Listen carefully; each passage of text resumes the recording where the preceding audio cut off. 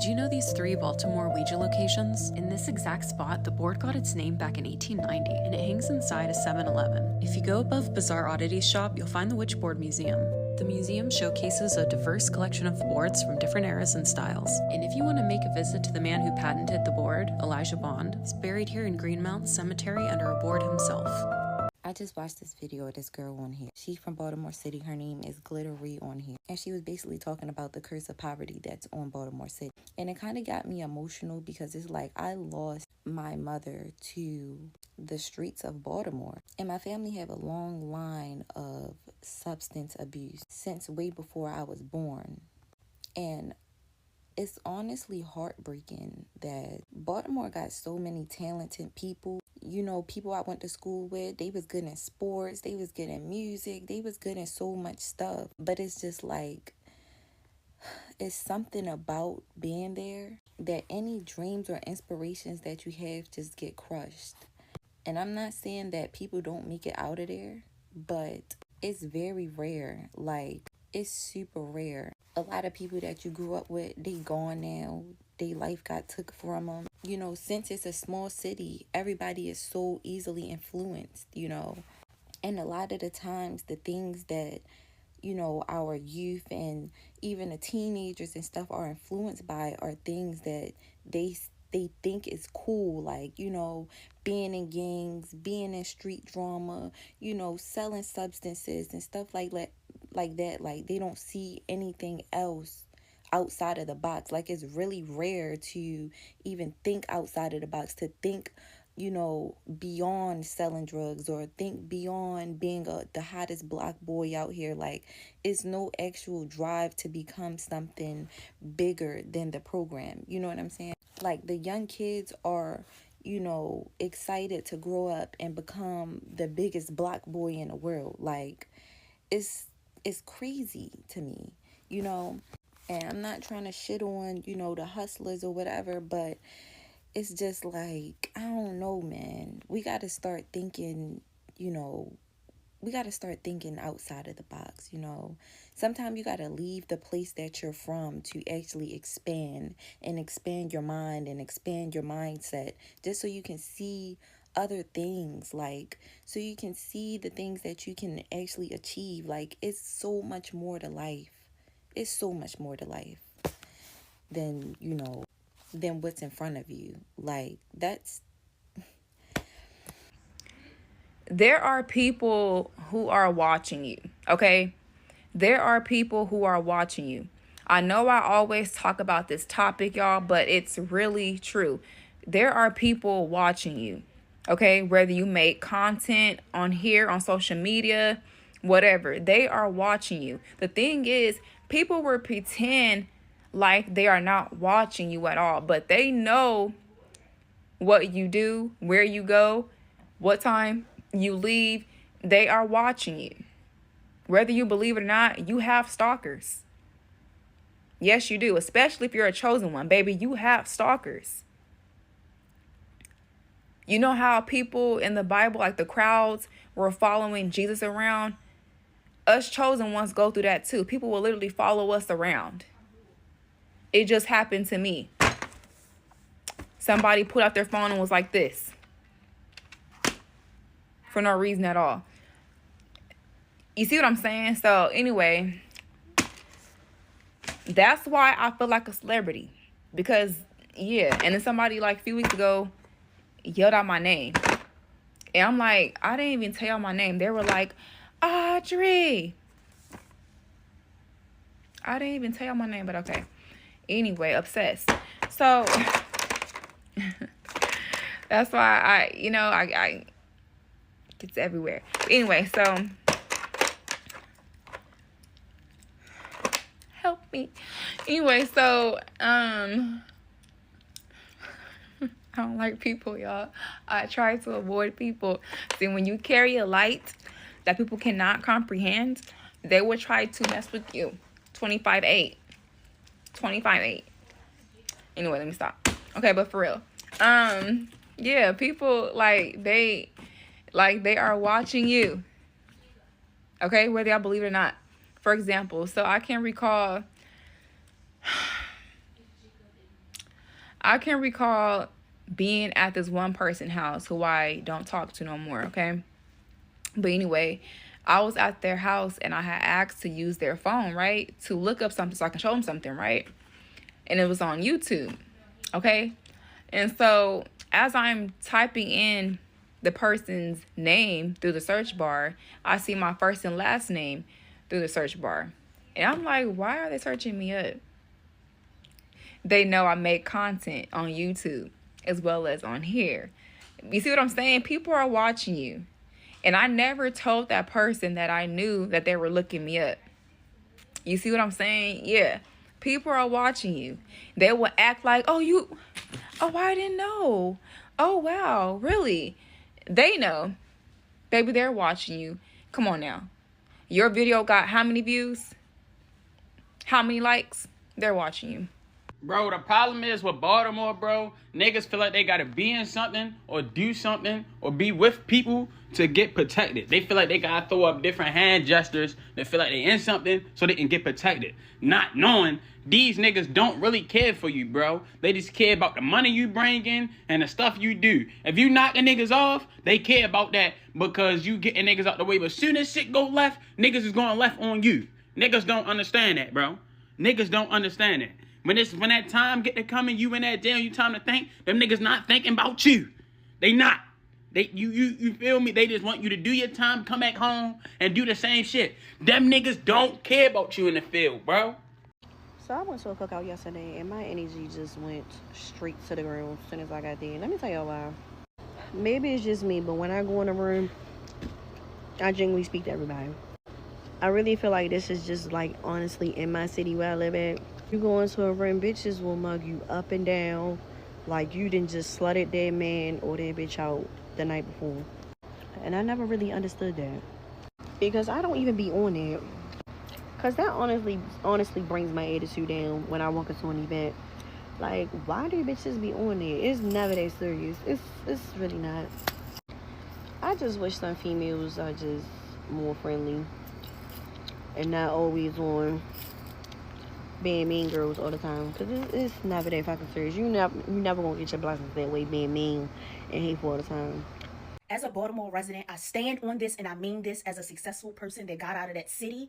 Baltimore has the curse of poverty. Baltimore City is the city of extremes, right? You got Johns Hopkins Hospital, that's a $1 billion medical empire. Right around the corner, a block over, is multiple abandoned houses with no grocery stores, around it. Talk to me. It's the city of poverty. Like I said, as a successful person that made it out and generations down the line, everybody I know was on Section 8. Everybody I know was on food stamps. It just is a poverty-driven city. I didn't know ball. I didn't know money. I didn't know success until I got out of that city. I don't care what nobody say. This is my opinion, my story, my life, and I'm telling y'all about it, right? Well, I want to come back on here and talk about the topic that I was talking about yesterday, because I literally was up all night just doing research, right? And I see some people in my comments and they keep saying, oh, well, it's demons everywhere, spirits everywhere. I'm not talking about everywhere.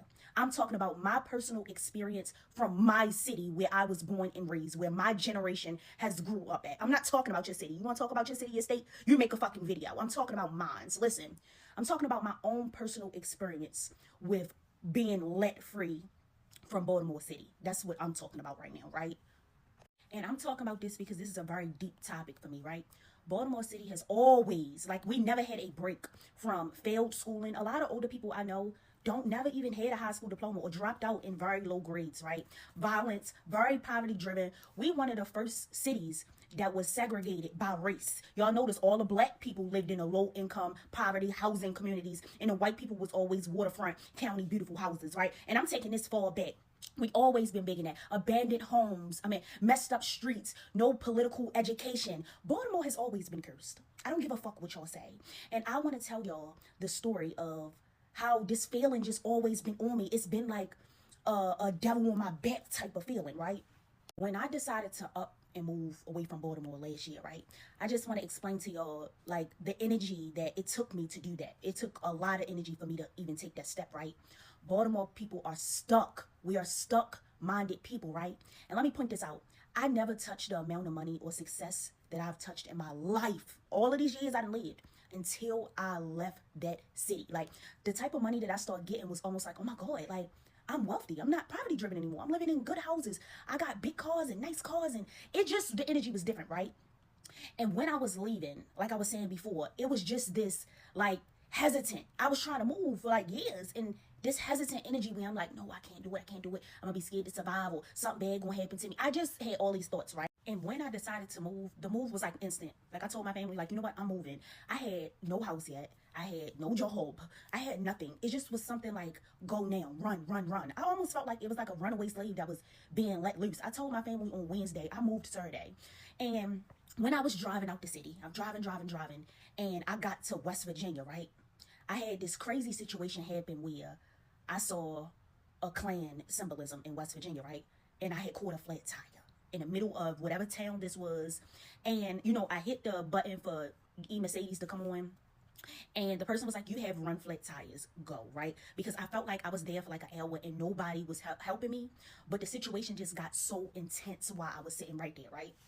And once I hit the Carolinas, it was almost like something was pulling me, helping me come. I cried the whole entire drive. It was a 7-hour and some change drive for me. I cried the whole entire time leaving the city. And it's like, even though I knew that I was going to be in a better house, I was, you know, I had showings for nice houses and environmental. My kids was going to go to different schools. I was very depressed once I first got there. And then I'm like, okay, this is good. I feel better. My energy is better. I'm telling y'all, it's something about that city. And coming from a person that come from a poverty-driven family that was on, you know, government assistance and stuff like that, I'm telling y'all, it was some type of deep hold on me. And when I finally got loose, my life got so much better. My life got better. And it's a lot of people that want to, you know, separate. Oh, well, not that spiritual nonsense and all this other stuff like that. Listen, you believe it's a heaven and a hell, right? You believe that heaven is you being connected with God, correct? The higher power. You obviously have to believe that you're separated from God if you do not go to heaven, right? So where are you going? Who is your beholder? Who carries you in the afterlife? So I hate when people say, don't make this spiritual or religious or whatever. Listen, it is what it is. I believe that spiritual energy is real. It's real. It's on some people. You got to think about jealousy. You got to think about hate. You got to think about murders. You got to think about these killings that's going on. Baltimore City has always been big in this. We talking about big addictions, very big poverty-driven people. Like, don't tell me that it's not that. And let me add a little bit of medical information in as a nurse, right? We know something called SUDS, right? Which is sudden unexplained death syndrome, right? Nothing is wrong with your organs. Your organs is working fine. Your heart is working fine. No drug use, no trauma, no disease, no clear sign of any disease, right? You haven't tested for any disease. And suddenly this person just passed away. We talking about young people at this point. They live a normal life. They breathe and everything is fine. It's no way in the world y'all want to sit back and tell me that spiritual connections, or I don't want to say demons, but some demonic spirit is attached to that. Because what happened? Our bodies is naturally designed to function off an organ, right? Organs. If nothing is wrong, what the hell happened to that person? So don't sit back and say, oh, y'all always talk about this spiritual stuff. Listen, it is what it is. It is what it is.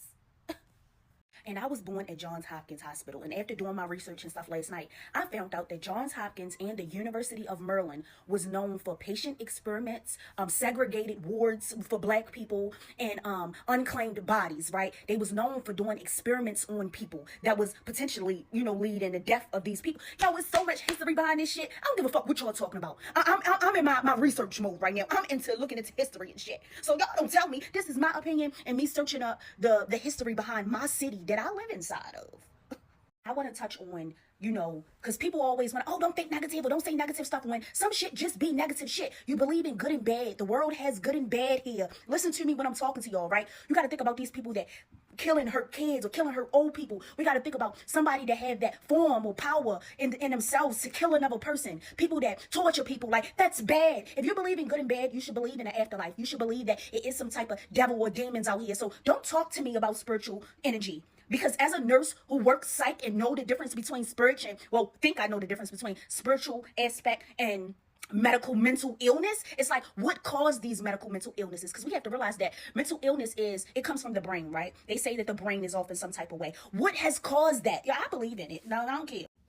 Hey guys, I just wanted to come on here briefly and talk about something about this TikTok post that this one girl had posted about Baltimore having a lot of demonic spirits.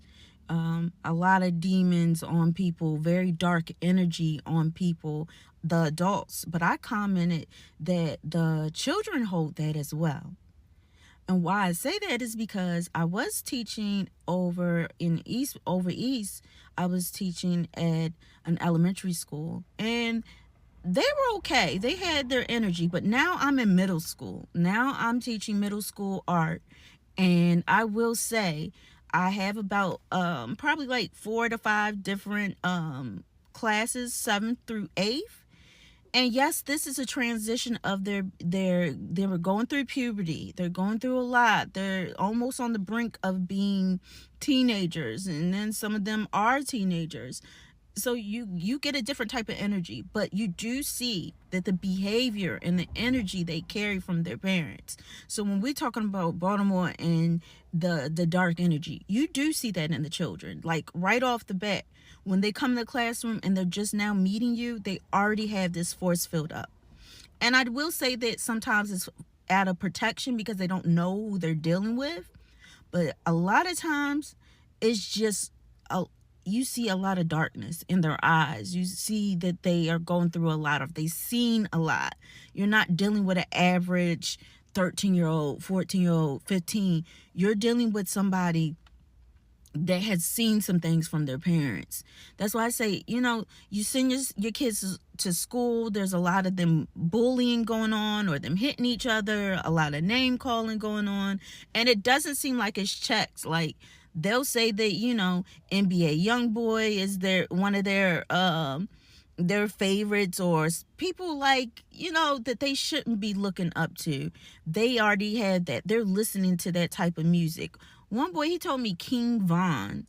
And me and my co-teacher was just like, what King Von was about? Do you know that King Von, how he died? Like, yeah. I say yes, the children have it too, because the parents pass it on to the children. And the children come in with very dark spirits that you have to deal with, that you have to help correct them. You have to help them get over some things. And it's almost like once you show that you can have some patience, once you show that you're not there to hurt them, some of them will put the guard down. But it's difficult. It's difficult being a teacher in this city. Not saying that I'm giving up. Somebody asked me, well, why do you even teach then? Like, why are you there? I'm there because just because something is challenging doesn't mean that you run. Just because something is challenging doesn't mean that you give up on the children. Anything that is of darkness can be of light. And I do believe as a teacher, we're trying to come into bringing some type of light. I know for me, being a spiritual practitioner and then coming in to be an art teacher, I do believe that there is some light that you can bring to these children that come off very dark. Some of them, you can see a little demon in their eyes. You can see that they're not all the way there in a good place. You know what I'm saying? So I try my best to meet them halfway of seeing things that are going on with them and give them the benefit of the doubt that they will come through. So I don't give up on my city. I love my city. It's just, yes, I do agree with the one girl that made the TikTok that you do see a lot of dark energy. And it is with the kids, but the good thing is they're so young. You can be that light, so when they do grow up and they're adults, they can be better, do better, show better light towards other people. So our city can brighten up some, because this is a hard city. I would say this is a hard city just as much as Chicago. But yeah, I agree with her. But can dark go to light? Yes. And I also want to leave you with this. Don't just send your children to school. Check up on them about what's going on in school. Ask them about their day, because there's a lot that transpires with these kids during the day that you have no clue about. Peace. What's so special about this 7 to 11? This is where the Ouija board was patented in Baltimore, Maryland. The Ouija tombstone is only 5 minutes away from here. Follow me to see it. So there's this discussion going on, started by this girl from Baltimore called Glitter Ray. And I just found her page recently. It's like Baltimore TikTok is in my timeline lately, and shout out to the algorithm. But she talks about the spirit of poverty or the curse of poverty in Baltimore, and just the heaviness as it is, and you know how it took a long time to get out and everything. And people are arguing with her about it, and you know talking about everybody don't have the same experience and all that. And I felt like I could side with her and support both sides of it, right? Because anybody who knows me, especially my family, when I initially left Baltimore to move to Dallas, people were so shocked. I was a Baltimore through and through. The city had educated me. I loved Baltimore. Baltimore was always good for me, despite anything I had been through. It had educated me, and everything that I was a result of that. But at the same time, as great as my professional life was going on, there were some other things that were going on that were struggling, right? So when COVID happened, it was just like things had maneuvered that it was time for me to go. And a college friend of mine who I went to college with had tried to say, yo, you should come to Dallas. It's your type of time, the way you network and all that. So when COVID happened, I reached out to him to see if it's still a thing. It came down to visit and all that to say, right? And once I moved, certain things that I had been struggling with just fell to the wayside. For instance, most of you don't know that for my daughter, who's now 10, I spent the first 6 years of her life in the middle of a custody war. Not 3 months after I moved to Dallas, that all just fell away, right? And it was kind of like, to me, it was like, God, was that like you making me uncomfortable to let me know that this wasn't the place I was supposed to be? Because why would everything just line up so well once I got it? So to Glitter Ray's point, it's like, there is a history with that city, from the Ouija board to, you know, just other things that have been created there. And it's hard getting out. And if you can, even if you're capable, with me, it was like, it wasn't that I lacked the skills to get out. I was so comfortable and loved the city for their environment. My whole family is there, that I wasn't willing to leave. To the point God had to make my life so uncomfortable that I had no choice to leave. And even now, when I'm missing home and I think about, you know, going back to the East Coast, it's always in my head that I can go back to the East Coast, but I can't go back to Baltimore. God obviously didn't want me there, and I'm not going to be disobedient and put myself in a situation he does not want me.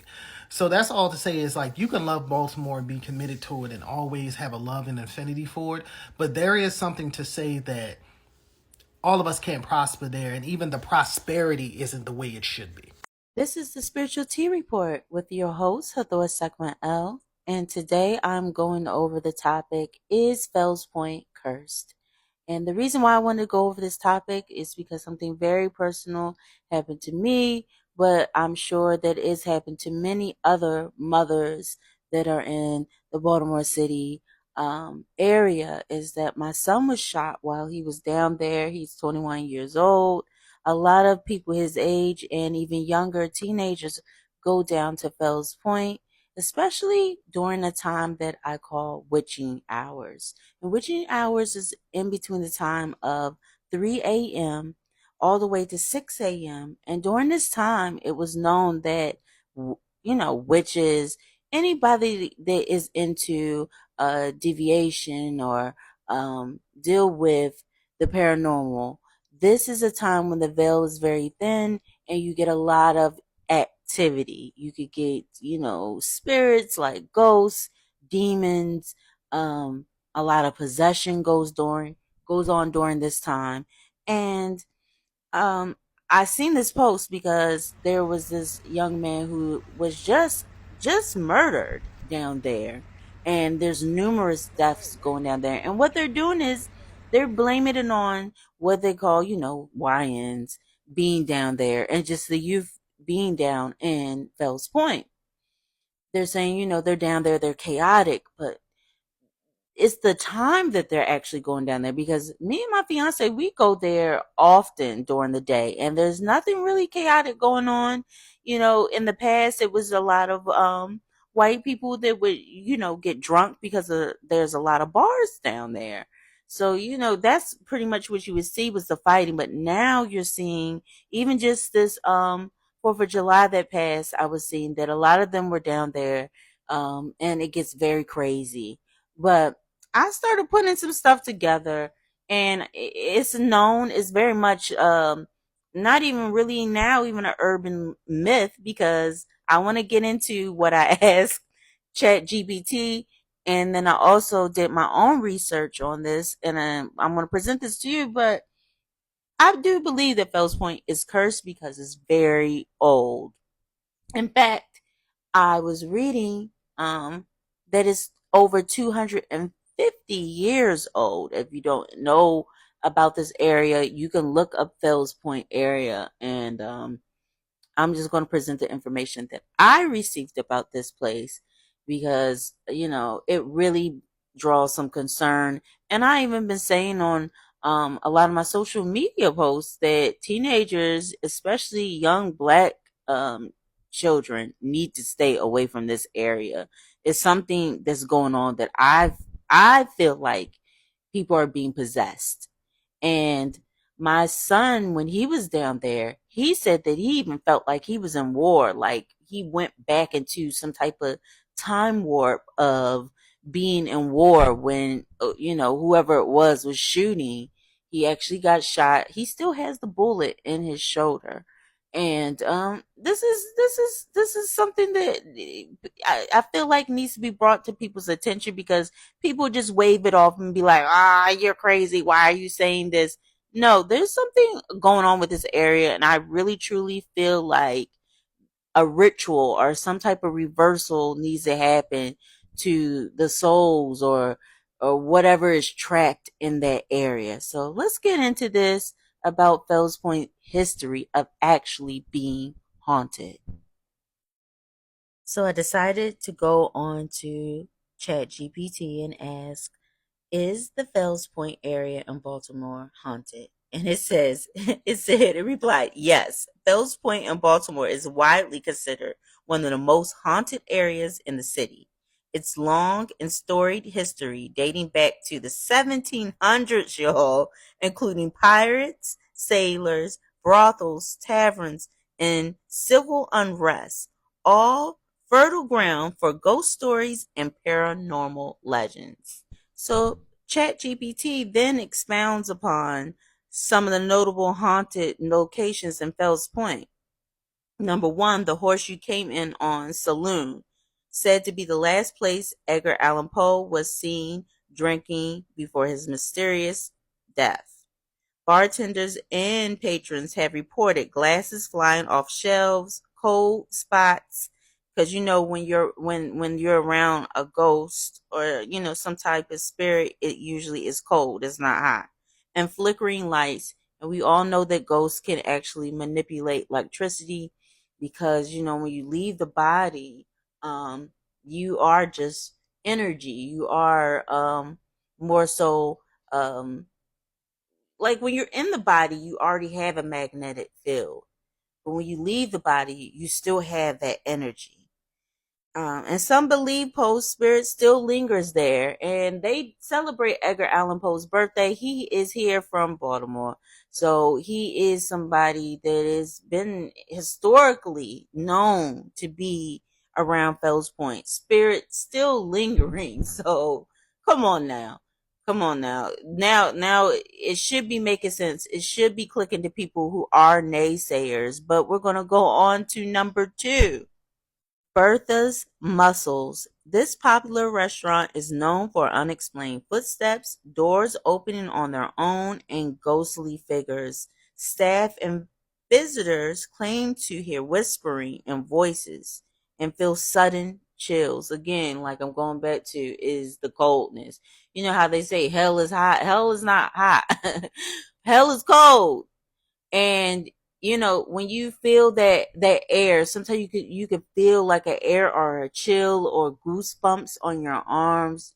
That is a sign of a presence being around. But you think these little rowdy kids that go down to Fells Point are really paying attention to a possible possession? Of course not. Of course not. Because this area is on violence. It was rooted in violence, this area. So I'm going to get into that even more as we go. But let's go on to number 3. The Admiral Fell Inn. Built in the 18th century, this inn has a long history of serving sailors and merchants. Guests report hearing disembodied voices, phantom parties, and seeing apparitions. The inn has embraced its haunted reputation, offering ghost tours and themed experience. And I actually, one of my exes, he showed me videos when he was staying in Admiral Inn. He showed me that something was moving the curtains in his room. A lot of people report that this happens a great deal in that area. Even the news has even captured this. So why are we not seeing that this area is cursed and something about it is making all this death come about? They say, it wasn't like that before until they came down there. You got to understand is that maybe they didn't see in certain people that spirit to enter. Like a spirit has to be attracted to you to enter you. And why not where you're thinking a reckless child? Of course I could possess this body and do what I want to and kill, and murder people. Unalive, I love that word. Unalive people. This is actually happening in Baltimore. Number 4, the Cat's Eye Pub. Reports of glasses breaking without reason, music playing on its own, and eerie sensations in the basement. So sometimes you can feel it. If you're an empath, if you're somebody that's very sensitive like me to energy, you can actually feel it. And especially at night. If you think about it, bars aren't really popping. They're not lit up until nighttime. So this is when you see the children come out, and this is when spirits usually get active. Especially a lot of these children more than likely are drinking and they're underage. Some of them are of age, but a lot of them are underage and they're drinking outside. So when you drink that's why they call it spirits. When you drink alcohol of anything, wine, anything, brandy, whatever, you're opening yourself up to possession. You're opening yourself up to be a portal for possession, because spirits usually do or have easier access to enter you. And that's what's usually happening during these times. And then you're thinking about they're out and about around 3:00. That is a high activity time. We dealing with the energy of 3. 3 is high energy. So them being out there, they're just exposed. They're like unicorns to a demonic spirit that wants to be able to wreak havoc. So then Chat GPT goes into why Fells Point might be haunted. Its age, as I said before, is over 250 years old. Its history of maritime accidents, shipwrecks, disease outbreaks, and war. Do y'all know that they were fighting the British from Fells Point? They were dealing with a lot with the British trying to come in, and the Boston Tea Party and all that. Fells Point was a part of that, where the British were coming over. And then they're talking about buried tunnels beneath the streets, once used for smuggling and possibly even human trafficking. That human trafficking that they're talking about is slaves. Slaves would come to Baltimore and be shipped down to New Orleans. I did that research and was looking at that. And there's a lot of places that were in Baltimore where in the Fells Point area where there were slaves, and then there were free men and women. But they went through a great deal because that area was definitely violent. It's an area of war. So why wouldn't you think that this place could still be cursed? Why would you think that when they didn't even the whole structure of the hotel, the different bars that I'm talking about, if you go there, even the ground is made of like cobblestones when you drive around there. It's old. It has a feeling of an old area. The infrastructure of that place is still old. It's not nothing modernized. They may do updates on the place, but that place is old. You gotta come here to understand it. Maybe take a ghost tour. Maybe come down here during the daytime, because I don't advise you to come down here at night in Fells Point, because yeah, there's a lot of chaos lately, and it does seem to get worse around the summertime. A lot of people will trick or treat and go around here and bar hop. I've done that around Halloween, but you still have that feeling. You still have that energy that goes around here, and I do believe that Fells Point is cursed. And just thinking about that, let's just think about this: is that the slaves that have came and in those tunnels. So they're saying, ChatGPT goes on to say, yes, Fells Point has deep historical ties to slavery, and many believe that the pain and trauma of that era has left a spiritual imprint on the area, contributing to its haunted reputation. And then it goes into slavery in the Fells Point history.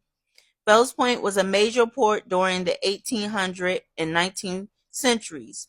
While it's often remembered for shipbuilding, including the famous Baltimore Clippers, it's also played a significant role in the transatlantic and domestic slave trade. Slave ships built there. Some of the ships constructed in Fells Point were used for transporting enslaved Africans. Slave auctions, though not as widely publicized as in the Deep South, enslaved people were bought and sold in Baltimore, including near Fells Point. So yes, there is some spiritual residue tied to slavery, and while we got the ghost stories that are often centered around the sailors, Poe, and tavern spirits, there are whispered legends and paranormal encounters tied into the legacy of slavery. They're even talking about there being underground tunnels beneath the parts of the Fells Point are rumored tunnels possibly used for moving enslaved people, either smuggled into bondage or rare cases escaping. Some paranormal investigators report energy shifts and disembodied cries when exploring near these hidden areas.